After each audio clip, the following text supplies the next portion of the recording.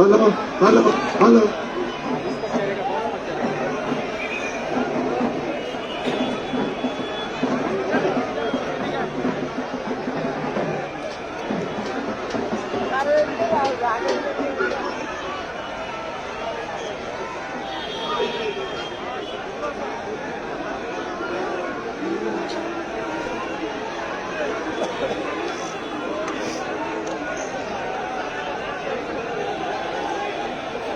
धक्का मत दे देना भाई, मैं तो एकदम मेरे पकड़ लेता, ऊपर लेकर पीछे हम गिरेंगे तो आप भी गिर जाएंगे। हेलो हेलो नहीं, हम गिरेंगे तो आप बचा भी सकते हैं। अभी थोड़ा सा भाषण तो देगा ना। हाँ भाषण तो देगा, बास में देगा, बास माइक बॉक्स तो लगाया हुआ है।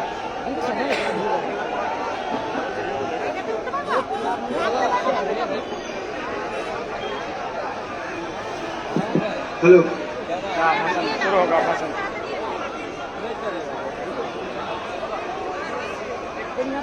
जलाना चाहिए। उधर से दिया, उधर ढक दिया। उधर से दिया था 2 ठो 3 ठो, ढक दिया।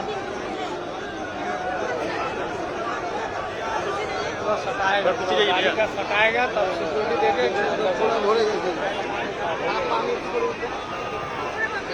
क्या हो गया? पकड़ लो तो धरो ना धरो ना।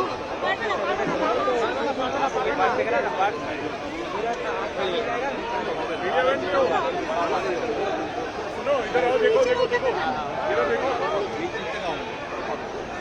यहाँ दिख रहा हूँ मैं पत्थर पे सामने, देखो झंडा के बाद देख रहा हूँ, ये झंडा हिला रहा हूँ मैं, झंडा लगे हर जगह हिल रहा है, देखा सबसे ऊंचा। राइट में देखो, राइट में सामने से एकदम जो सिर झुकाया है। थोड़ा पकड़ लो तो भैया को। तो मैं कहाँ जाऊँ? देखो थोड़ा साइड दे दो भाई, मीडिया वाले हैं। दो गिफ्ट हाथ दो। पैर में चोट है ना, हम चल नहीं सकते ठीक से।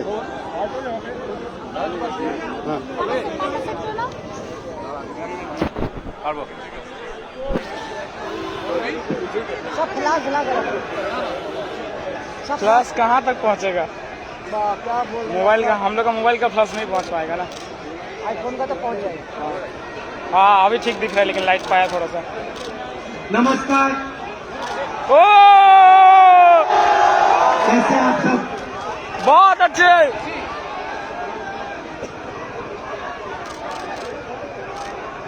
इतना अच्छा आप शांत हो जाए तो मैं आसानी से बोल पाऊं, क्योंकि माइक कमजोर है।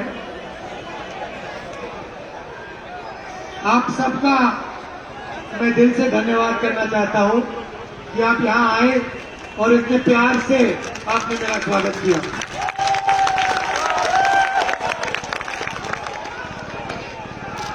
पिछले साल हमने भारत जोड़ो यात्रा की थी। भैया शांत हो जाए प्लीज। भारत जोड़ो यात्रा की थी और उसका लक्ष्य था कि जो भारत में नफरत फैलाई जा रही है, फैल रही है, एक धर्म दूसरे धर्म के बीच में, एक भाषा दूसरी भाषा के बीच में,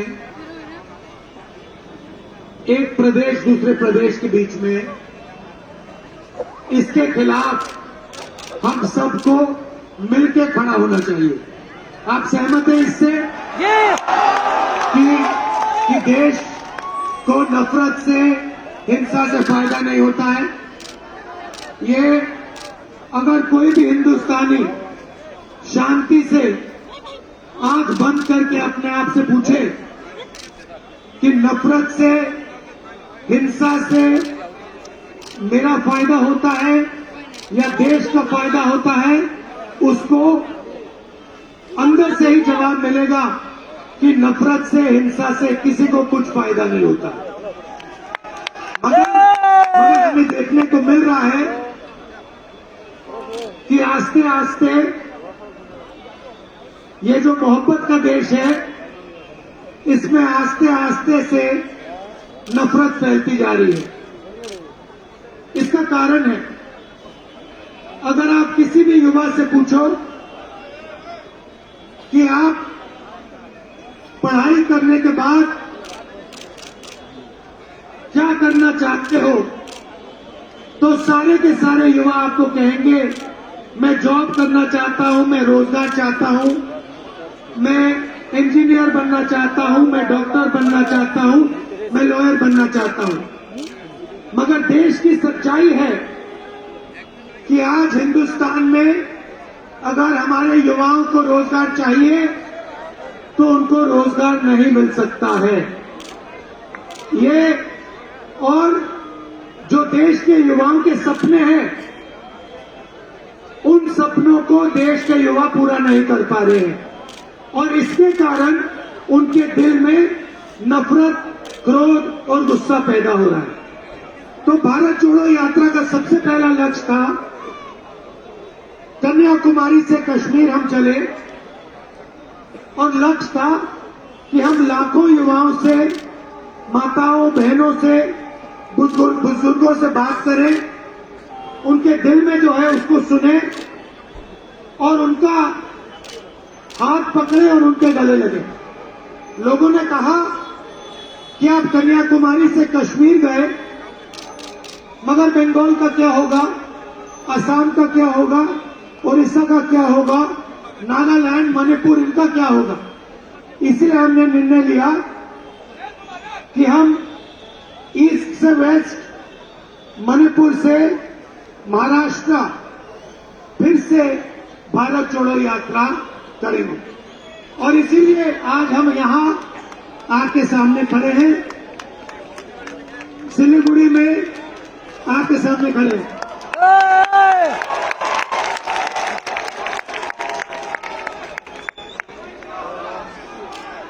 और इतने मोहब्बत से आपने, मैंने कहा भी नहीं और आपने मोहब्बत की दुकान खोल दी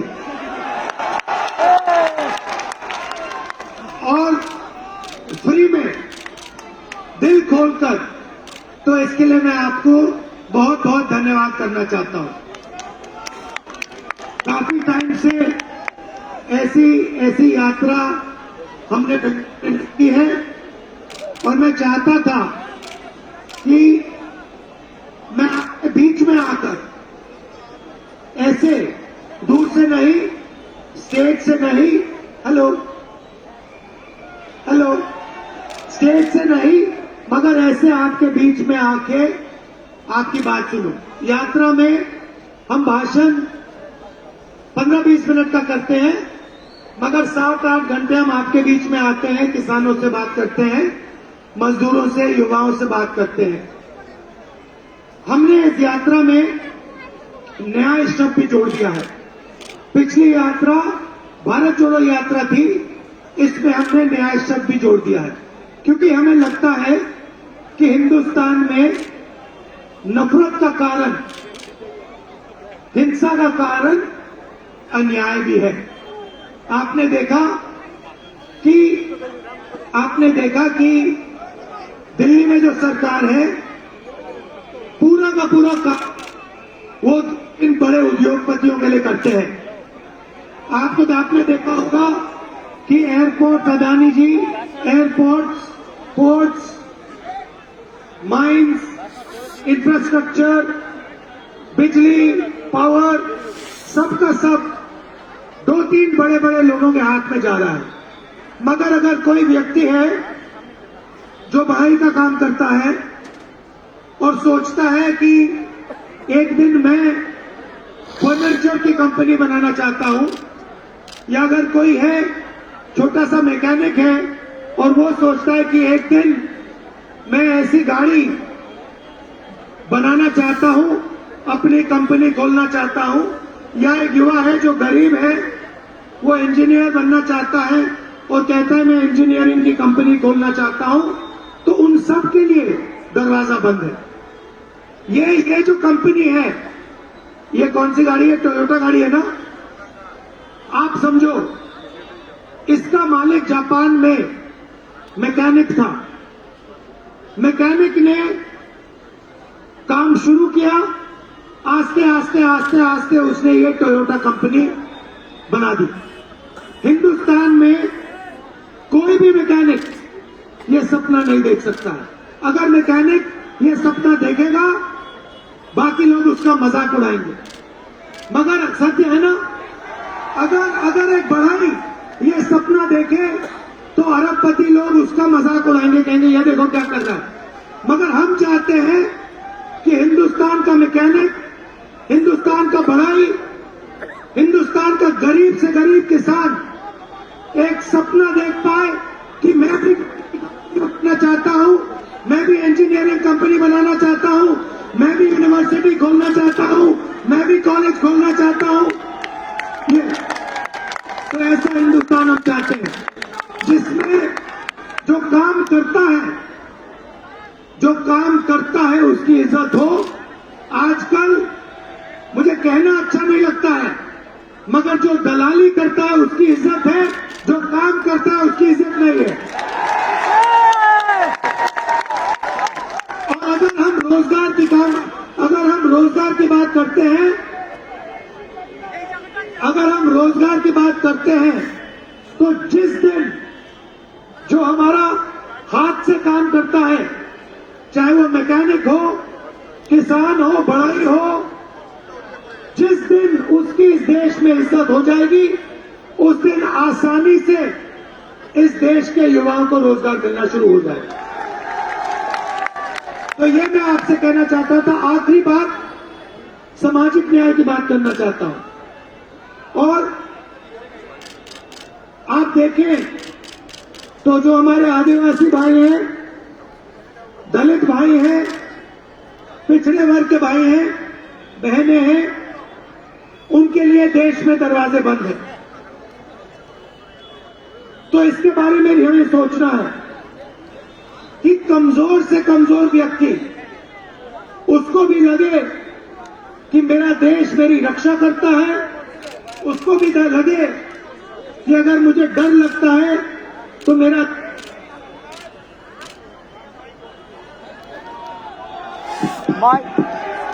उसको भी लगे कि मेरा देश, मेरे भाई मेरी रक्षा करते हैं। आखिरी बात जो आपको मालूम है, मैं दोहरा देता हूं, जिससे मुझे काफी दुख हुआ। बहुत सारे युवा जब छोटे होते हैं कहते हैं कि मैं एक दिन सेना में जाना चाहता हूं, पैरामिलिट्री फोर्स में जाना चाहता हूं, देश की रक्षा करना चाहता हूं। बहुत सारे लोग, बहुत सारे बच्चे हैं, जैसे ये बच्चे हैं। अब पहले क्या होता था, युवा ट्रेनिंग करते थे, आपने देखा होगा सड़क पे 5 बजे दौड़ते थे और फिजिकल फिटनेस बनाकर टेस्ट लेकर आर्मी में जाते थे, वायुसेना में जाते थे, नेवी में जाते थे। अब वहां आर्मी, नेवी, एयरफोर्स हमारे युवाओं को एक गारंटी देती थी, कहती थी देखो आपने अपनी जान देश के लिए न्यौछावर कर दी है, तो आपने अगर अपनी जान देश के हवाले कर दी है, देश के हाथों में कर दी है, तो हम आपको गारंटी देते हैं जब तक आप जिंदा हो और आपके परिवार के लिए शहीद होने के बाद आपके परिवार को हिंदुस्तान की सेना, हिंदुस्तान की वायुसेना, हिंदुस्तान की नेवी गारंटी देके आपकी रक्षा करेगी, पेंशन देगी और रक्षा करेगी। मगर आज क्या हुआ है, आज एक नई योजना आई है, उसको सरकार ने अग्निवीर योजना कहा है। अब उसमें देखिए, उसमें कहा है कि हिंदुस्तान का युवा आर्मी को अपनी जान देने के लिए तैयार हो जाए और लाखों युवा तैयार हो जाएंगे। मगर अग्निवीर योजना कहती है कि आप आर्मी में आओ, 4 साल के लिए रहो और 4 साल के बाद 75% मतलब 3 में से 4 युवा आपको हम वापस घर भेज देंगे। 4 में से 1 युवा सेना में रहेगा और बाकी जो 3 है वो वापस चले जाएंगे। अगर शहीद होगा, देश के लिए गोली खाएगा, तो जो सेना के लोगों को कॉम्पनसेशन मिलता है, प्रोटेक्शन मिलती है, वो अग्निवीर को नहीं मिलेगी, उतनी नहीं मिलेगी। तो मेरा कहना है कि शहीद 2 तरीके के नहीं होते हैं, शहीद सिर्फ 1 तरीके का होता है। सही? ऐसे थोड़ी कि भैया ये दूसरा शहीद है, ये दूसरा शहीद है। शहीद को सम्मान एक बराबर होना चाहिए। और अब क्या हुआ? सबसे दुख की बात, 1,50,000 युवाओं ने आर्मी में भर्ती की। अग्निवीर योजना से पहले इन 1,50,000 युवाओं को कहा गया कि आपको आर्मी में भर्ती कर लिया गया है, इनको जगह दे दी गई। और उसके बाद 3 साल सरकार, भैया बहुत जोश है मगर मुझे खत्म करने दो, फिर हाँ अभी मुझे बोलने दो। तो सरकार ने उनसे कहा कि भैया देखिए, आप आर्मी में भर्ती हो गए, कोविड का समय है, थोड़ा समय ठहर जाओ, आपको भर्ती कर देंगे। 3 साल उनको ऐसे लटका के रखा और 3 साल बाद 1,50,000 हिंदुस्तान के युवाओं को कहा कि तुम्हें ना आर्मी में भर्ती होगी, तुम्हारी ना आर्मी में भर्ती होगी, ना तुम्हें अग्निवीर में जाने देंगे। तो इनके साथ अन्याय हुआ है, अन्याय हुआ ना।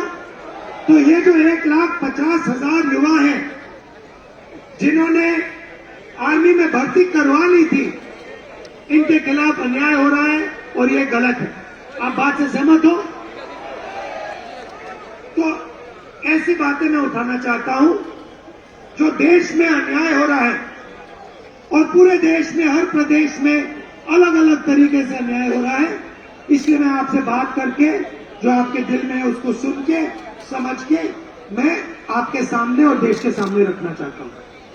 बंगाल में मैं आपको बताना चाहता हूं कि बंगाल में मैं आज आया हूं और जो आपने मुझे प्यार बंगाल में दिया है शायद किसी और प्रदेश में मुझे नहीं मिला। तो इसके लिए मैं आपका धन्यवाद करना चाहता हूं और आपने अपनी पूरी जो शक्ति है, पूरा जो दम है, आपके दिल में जो मोहब्बत है, आपने पूरी की पूरी इस यात्रा में झोंक दी। इसके लिए मैं धन्यवाद करना चाहता हूं और ये कभी नहीं भूलूंगा। मेरे लायक और आखिरी बात देखिए, और आखिरी बात मैं आपको बताना चाहता हूं बंद करने से पहले। देखिए, बंगाल एक स्पेशल जगह है, ये आम जगह नहीं है। जब अंग्रेजों के खिलाफ लड़ाई हो रही थी तो आइडियोलॉजिकल काम, अंग्रेजों से लड़ने का जो आइडियोलॉजिकल काम था वो आप बंगाली लोगों ने किया था। ये आप मत भूलिए। मतलब आप इंटेलेक्चुअल लोग हो, आप सोचने वाले लोग हो, आप एक दूसरे के साथ मिलकर चलने वाले लोग हो और आपकी जिम्मेदारी बनती है। आप ये मत सोचो कि आपकी जिम्मेदारी नहीं बनती, क्योंकि आप बंगाली हो इसीलिए आपकी जिम्मेदारी बनती है कि आप देश को रास्ता दिखाओ। आपने रविंद्रनाथ टैगोर जी ने किया,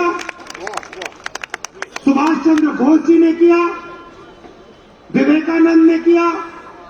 तो आप लोगों के अंदर ये क्षमता है और अगर आपने देश को रास्ता दिखाने का काम नहीं किया, मैं आपको बता रहा हूं, तो देश आपको माफ नहीं करेगा। ये आपकी जिम्मेदारी है और किसी एक व्यक्ति की नहीं है, क्योंकि ये जो आग है बंगाल के व्यक्ति के अंदर है, छोटे से छोटे बच्चे के अंदर है, तो आप सबकी जिम्मेदारी बनती है कि नफरत के खिलाफ आपको लड़ना है, मिलके एक साथ चलना है और जो आपका इंटेलेक्चुअल पावर है उसके साथ आपने भारत को जोड़ने का काम करना है। ये मैसेज मैं आपको देने आया हूं, क्योंकि ये काम सिर्फ आप कर सकते हो। ये बात समझो, ये जोड़ने का काम, गहराई से सोचने का काम, ये आपका है, ये आपकी जिम्मेदारी है और मैं जानता हूं कि आप ये जिम्मेदारी पूरी करके दिखाओगे। आप सबको बहुत बहुत प्यार। बैक साइड बिल्कुल देखते हैं और दिल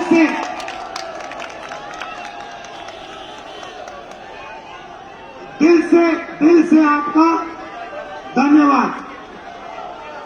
नफरत के बाजार में मोहब्बत की दुकान।